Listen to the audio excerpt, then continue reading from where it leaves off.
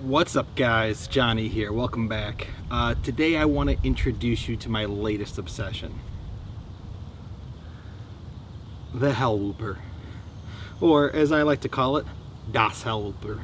So I picked this up from a local guy who actually designed this with a friend of his that also lives in the area here.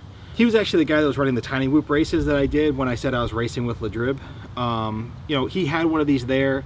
I've been thinking about something like this in the past. He had a frame for sale. I want to support a local guy, so I picked it up.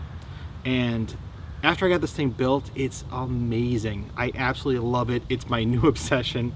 I started with 4 batteries. I probably cycled them 3 times yesterday. It was just so addicting. It's just amazing to me how well this thing flies in such a small package. So if you take a look and you compare it to a Tiny Whoop, they're almost the same size. It kind of blows my mind what sort of performance you get out of something so small. And the reason why I say it's my new addiction is because this thing allows me to fly in ways that I can't fly with the bigger ones. You know, the bigger ones are still going to be more powerful, but this gives me a lot of power around obstacles. So when it comes to flying here in the backyard, which is a pretty small backyard, you know, I do fly the 5 inches because, again, I'm kind of addicted right now, but this thing just changes the game for me. I can fly in and out of the playscape like I can't do with the 5 inches. I'm going through gaps in the playscape I can't do in the 5 inch. Little camera and video transmitter, it's still good enough to get around the whole house. I'm flying over the top of the house. It blasts over the trees. It's just absolutely nuts. Now, what I will say is that it's extremely light. I think all told, all built up without the battery, it's about 44 grams. When I first built it, I tried it with a all-in-one ESC, and I think it was even lighter then. It was about 41 grams. Now, when you compare that here, this thing's running about 22 grams, but it's a completely different ball game when it comes to power. So at that weight, what I noticed is I tried taking it out to the park where there's a little bit of wind outside. This thing gets blown around like nothing. I mean, you gotta be real careful in the wind. But you go in the backyard where it's a little bit kind of contained, it doesn't get too windy, this thing's an absolute blast. I had so much fun. I've already ordered 6 more batteries. You just got to build one of these things. If you're into flying and you want to be able to fly, you know, in smaller spaces, flying through objects, this thing's a blast. I also took a look at some of the other micro brushless quads, and I like this one way better. It's such a small, compact frame. It's so light that, you know, I've already hit trees and crashed on the ground. It really doesn't do any damage because it's so light. And the other ones I looked at, they're a lot bigger, heavier. They don't have the same sort of performance that I get with this. You know, I'm already doing things like power loops and other acrobatic trips with this, no problem. I definitely would not want anything which is going to add any weight to this. So one thing you might notice about this is there's actually 2 different colored motors on here, and there's a bit of a story behind that. So when I finally got this thing all built, and it was flying amazing, I decided to push it.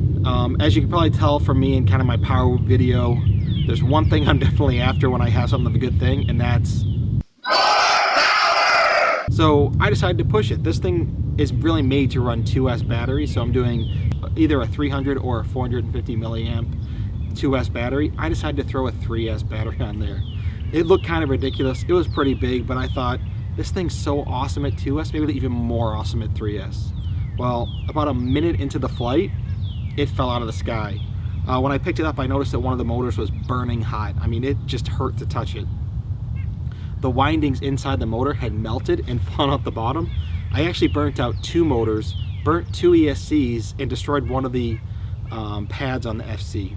So that was some major damage. If you build one of these and use the same motors I did, the Racer Star BR1103 10,000 kV motors, do not try to run 3S. Stick to 2S. It's awesome. It won't break. Much better that way. So the other lesson I learned from putting this together is when I first tried building this, I actually had the Racer Star 6 amp all-in-one ESC, so it was 4 ESCs in one, and unfortunately one of the ESCs was bad. So one motor would just twitch and wouldn't spin properly, the other 3 were totally fine, and what sucks is because it's an all-in-one, you have to replace all 4. Now, lucky enough, I live close to XLRC, the local drone store, so I just went down there, bought 4 individual ESCs, and I like the way this looks so much better. Getting rid of that all-in-one just kind of compacted things a little bit, And believe it or not, even though this frame is only about 78 millimeters diagonally, the 6 amp separate ESCs actually fit on top of the arms. I've seen people building on the bottom, but I much prefer the look of it on the top. I mean, I just think this thing's sharp. It looks awesome. So going through the specs, I'm using a TX03 camera on here, same one a lot of people are using on the Tiny Whoop. I love that it's a switchable power. I'm currently running this at a 50 milliwatt transmitter. It also supports 200 or 25. The camera actually looks really good. It doesn't look like the big cameras, but for what it is in such a small package, it's really great to fly with. For the flight control, I'm using a Pico BLX. It's actually a knockoff version, so I think it cost me $20. And for the ESCs, these are Racer Star 6 amp individual ESCs. And finally, for the power on the motor, I'm running a Racer Star BR1103 10,000 kV motor. The props I have on here have been working great for me. They're actually pretty durable. I've smacked into branches, ghost branches, trees. These are the Furious FPV 1935 props. They're pretty hard to get around here, so if you're going to order them directly from Furious FPV and buy a bunch of them. They charge a lot for shipping, but these are great props. I've tried the a different brand 2030s that just did not work very well at all. And then lastly, for the receiver, I'm actually running XM Plus receiver, and then I just wrap the antenna around and then use elastic bands to keep everything together. And then for the power here, the power connector, I'm using a standard JST connector. So at first this might seem a little bit intimidating to people if they're not used to building really small things. If you're not really comfortable with soldering, it can be a little bit difficult to put this together, but give it a shot. It's so worth it. I can't believe how much fun this thing is. I absolutely love it. I'm not kidding when I say that I'm addicted to it. It truly is an addiction. I just want to come out here and fly this thing through the trees, through all the obstacles. And the other nice thing, and my wife appreciates this, is it's really quiet compared to my 3-inch, 5-inch, 6-inch, whatever. Those are really loud. This is really quiet. It doesn't bother local people. It doesn't bother the neighbors. And yet it's still a ton of fun. One of the other nice things is you can actually fly this thing indoors. Most people probably would like to have prop guards, but I like keeping it small. My basement has enough space. I can whip around there. It's almost like a super powered Tiny Whoop in the basement. One thing I do want to show you too is I'm going to fly this Tiny Whoop outdoors. There's a little bit of wind, but not too much. And then I'm going to fly this thing outdoors. Just get a load of the difference. Get a load of how fast this thing, how powerful it is, the things I can do with it. It's a real cheap package. I'll put a description below of all the parts I bought. I think it's somewhere around $100 to build one of these. I mean, I just can't recommend this enough. I'm going to include an email down below. If you want to order this frame, you can email them. They'll ship it out to you.